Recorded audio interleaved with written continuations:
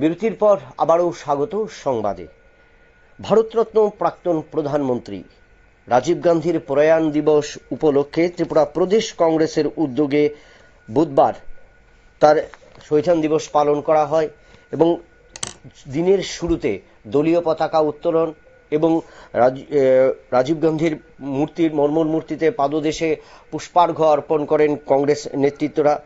এরপর প্রতি শ্রদ্ধা জানিয়ে দলীয় নেতৃত্বরা গান্ধীঘাট এলাকার সেবা দলের পক্ষ থেকে বৃক্ষরোপণ করা হয় এবং এই বৃক্ষরোপণ অনুষ্ঠানে উপস্থিত ছিলেন ত্রিপুরা প্রদেশ কংগ্রেস সভাপতি আশিস কুমার সাহা, বিধায়ক সুদীপ রায় বর্মন সহ অন্যান্যরা। আমরা শুনে নেব আশিস কুমার সাহা তিনি তার বক্তব্যে কি তুলে ধরলেন। প্রয়াত প্রধানমন্ত্রী রাজীব গান্ধীর প্রয়াণ দিবসে তার প্রতিকৃতিতে মাল্যদান, পুষ্পার্ঘ্য অর্পণ, নীরবতা পালন এবং পতাকা উত্তোলনের পর কিন্তু শহীদ বেদিতে মাল্যদান করা হয়। আমরা শুনে নেব ত্রিপুরা প্রদেশ কংগ্রেস সভাপতি আশিস কুমার সাহার বক্তব্য।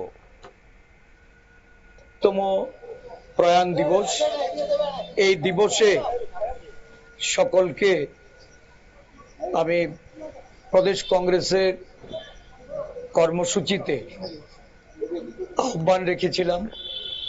সমবেতভাবে আজকে আমরা প্রয়াত নেতার প্রতি শ্রদ্ধাঞ্জলি অর্পণ করি। দেশের যুবকদের নিয়ে যিনি স্বপ্ন দেখেছিলেন শক্তিশালী, স্বতন্ত্র এবং আত্মনির্ভর ভারত গড়ার, প্রয়াত প্রধানমন্ত্রী রাজীব গান্ধী দেশকে তথ্য প্রযুক্তিতে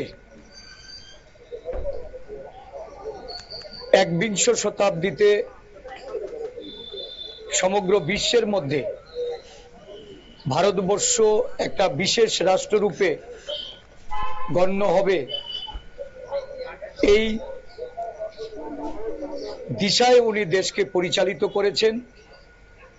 আজকে ওনার এই প্রযুক্তিগত যে দিশা ভারতবর্ষকে দেখিয়েছিলেন, ভারত আজকে বিশ্বের একটা অন্যতম রাষ্ট্ররূপে যেমন পরিগণিত হয়েছে, সাথে সাথে ভারতবাসী এখনো রাজীব গান্ধীর এই